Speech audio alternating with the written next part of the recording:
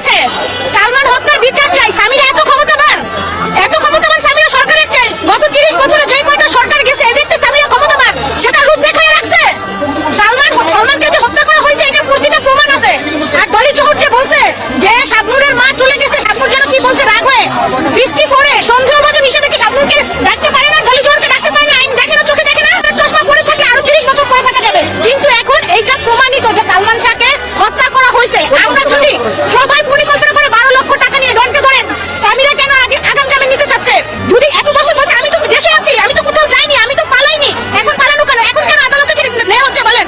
এখন কি জন্য জামিন নিতে চাচ্ছে? আমি চুরি করি নাই, আমি সামনে আসছি, আমি চুরি করি নাই, আমি প্রমাণ করে দেব আমি চুরি করি নাই।